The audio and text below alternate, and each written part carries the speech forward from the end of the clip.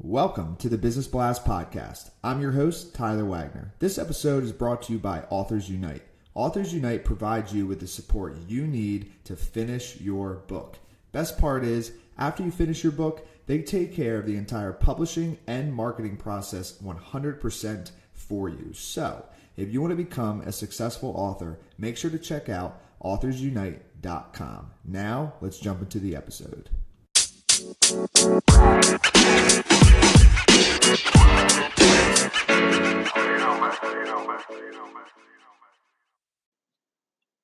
All right, everyone. Welcome back to another episode of the Business Blast Podcast.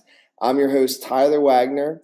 And to start this one off, I want to know, would you like to get paid for your results you deliver rather than the time you put in? My guest today, Tom Matzen's clients wake up, check their inbox, and meet pre-screened prospects daily.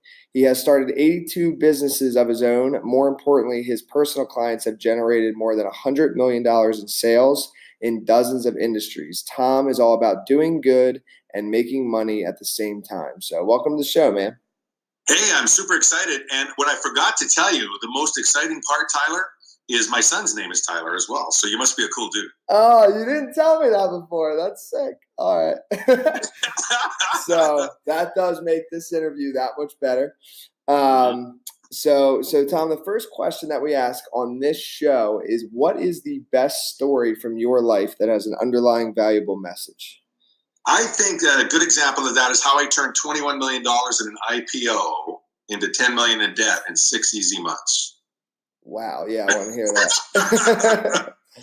Now, the short version, because we only have 5 minutes on the podcast, is we took a franchise company public on the Toronto Stock Exchange. And we, as planned, I stepped down as CEO. We put in a public company CEO that we knew had experience to play with the sharks of the public company market. And about 3.5 months later, he took all the cash in the treasury. We got delisted and ended up putting the entire thing in a receivership. And on paper, I went from 21 million in worth, my piece of the shares, to some 10 million in debt in less than 6 months. And so the big advice was, there's a book out there called The Strategy of a Dolphin. I don't know if you read it, but it's really cool. And it basically says people are either sharks, dolphin, or carp. Sharks, dolphin, or carp. Sharks are the kill or be killed. We all know about that. Dolphins are the team player. It's all about the pod. It's about having fun. And carp are those friends of ours that are always getting eaten by the sharks. Every time you talk to them, another shark has gobbled them up. Mm-hmm. So the big lesson is make sure you play with your kind. I'm not saying like everyone should play with dolphins, but if you're a dolphin, you should play with other dolphins, because the shark's job is to eat you. That's their job. And so when they eat you, who's the fool? You played with the shark. And that was a very, very expensive lesson, Tyler. Yeah, that sounds pretty expensive. Well, thank you for sharing that. So, now you're a book guy. How about that as a subtitle? How I turned 21 million in IPO into 10 million in debt in 6 easy months. The subtitle? I actually love it. Well, because what's interesting is like when it starts out, like when you first said that, you think it's going to sound like a gain. And then it like throws you off because you're like, I went from 20 million to 10 million in debt. And I was like, I thought you were going to say like 20 million to 100 million or something. And then it was 10 million in debt. And I was like, okay, I got to hear this story. What happened here? Well, the normal version of my bio always includes how I made and lost millions over the years, multiple times. And this was certainly one of the more dramatic ones of those. Yeah, man, that's wild.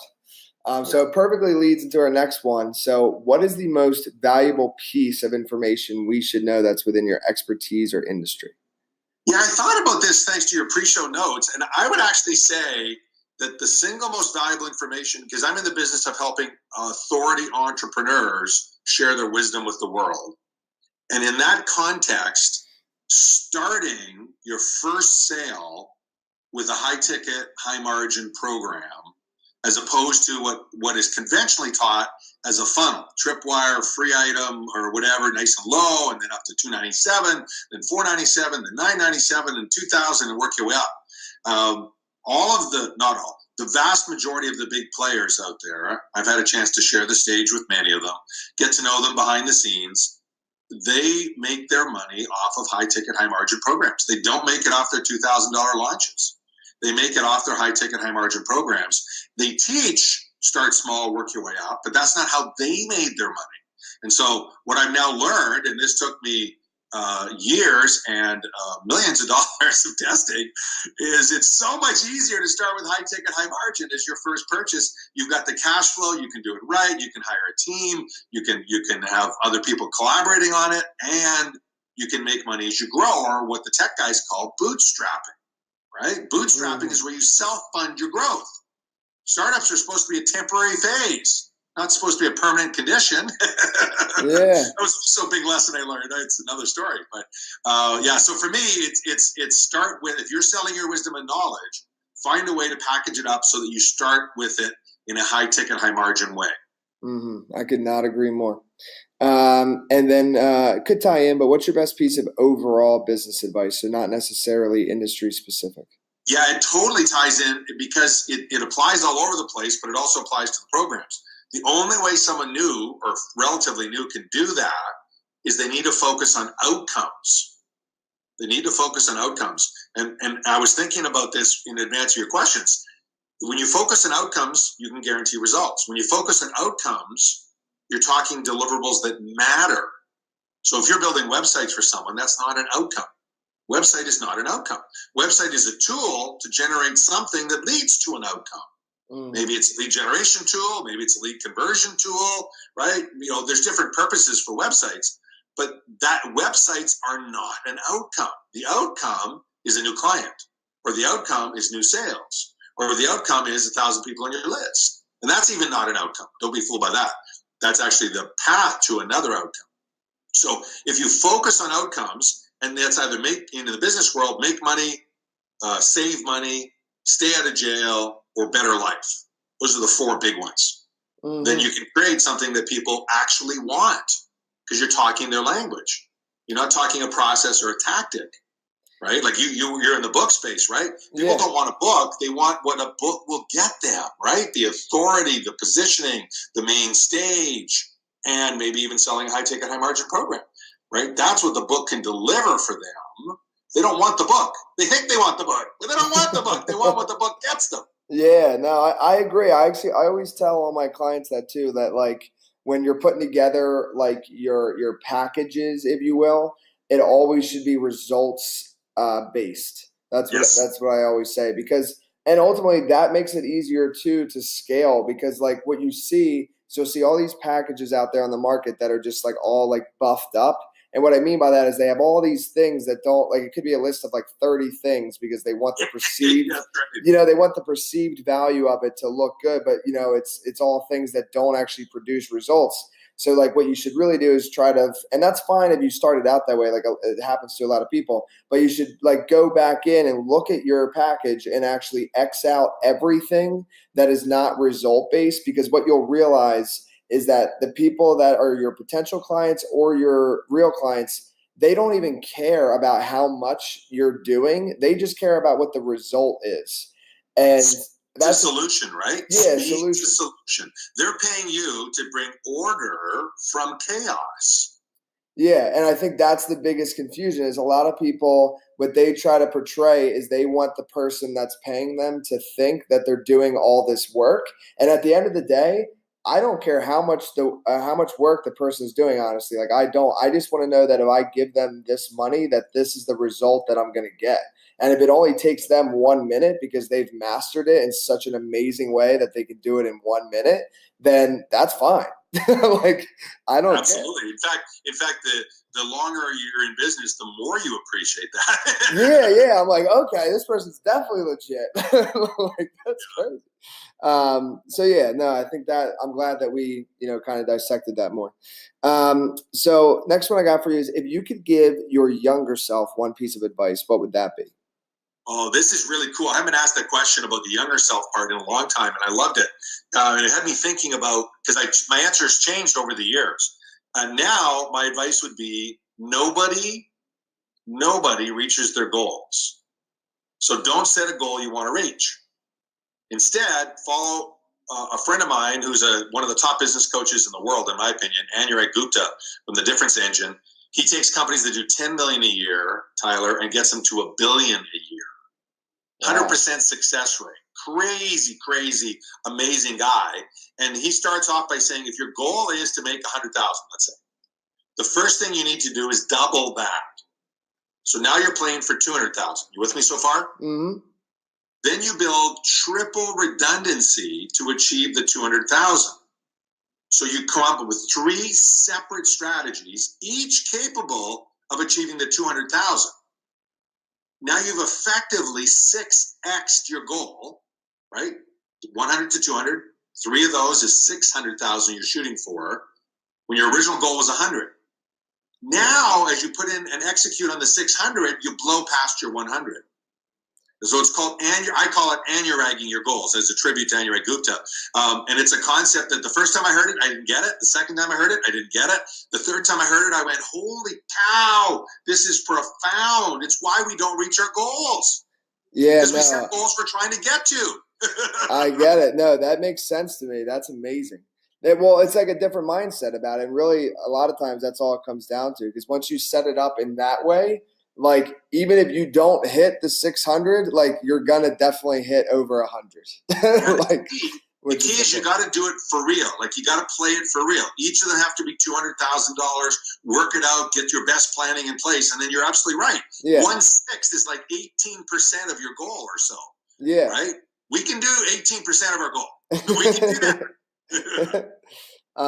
So then kind of going a little bit down a different path here. In your opinion, what is the key to happiness? So for entrepreneurs, it's one thing in my experience, momentum. Momentum. When we have too much pressure and noise, we get stuck. So for entrepreneurs, going forward gives us momentum. Going backwards gives us momentum. Oh yeah, I'm going to overcome that, right? But we hate being stuck. We hate being stuck. And so if you're an entrepreneur, focus your entire world on how do you create and sustain momentum, and you will be happy. You will be inspired. For outside entrepreneurs, I was thinking about this. If you think of just the general world everywhere all the time, I learned this from a race car friend of mine early on. Life is a journey, not a destination. If you're always playing for the finish line and that's the only thing that gives you joy, your life is going to be filled with vast periods of non-satisfaction and brief moments of joy, even if you're one of the best race car drivers in the world. Same goes for any profession. Same goes for the normal journey of life. So focus on life being a journey, not a destination. Now, frankly, if I knew how you could do that, I would probably be a life coach, but I'm not. So don't ask me how, Tyler. I just know that it's really important to have that attitude. Yeah. And then what is the best book that you've read, and what was the number one thing you learned from that? I used to be an E-Myth mastery coach with Michael Gerber. So the E-Myth Revisited, I think is still a classic book for entrepreneurs. His philosophy was we need to spend more time working on our business and not in it so that we can create a business that works with or without us. It's the difference that separates entrepreneurs from small business owners. It's the difference that separates 7-figure solopreneurs from 6-figure solopreneurs. And it's the difference that separates 8 and 9-figure businesses from 7-figure startups. Creating systems, creating processes, some of them sound boring, but the more you can do it, the more your business works with or without you. And that's really what it's about, right? Then you have a business that serves you. And so, yeah, to me, I think the E-Myth Revisited, people that know it love it, and people that don't go, what? Who's that? Never heard of it. Nope, I know it very well. I believe it. Yeah. And then what is your favorite quote and why? Old business coach of mine, Jay Abraham, he always said, if you have something of value, you have a moral obligation to serve as many people as you can. So it's way more about the money than the money. It's about serving others, right? If you've got something of value, if you've learned something unique or different or powerful, you have a moral obligation, in his opinion and mine, to serve as many people as you can. You need to learn how to do that. Yeah, man, I agree. Dude, this was a really good one. So the last one I have for you. I like it. Bang, bang, bang. You got to be organized. Yeah. The last one I have for you is, where can our audience best find you online? Well, we do something called 3-hour deep dive master classes, where we take these topics and just teach for 3 hours completely free. I think that'd be the best thing a listener could do. Just go to masterclass.entrepreneuремpowerment.org. It's a nonprofit foundation we've set up to reverse the failure rate of small business around the globe. A big chunk of that is our master classes, masterclass.entrepreneuремpowerment.org. Perfect. Thank you again for coming on, man. You got it. The podcast you just heard was made using Anchor. Ever thought about making your own podcast? Anchor makes it really easy for anyone to get started. It's a one-stop shop for recording, hosting, and distributing podcasts. Best of all, it's 100% free. Sign up now at anchor.fm/new. That's anchor.fm/new to get started.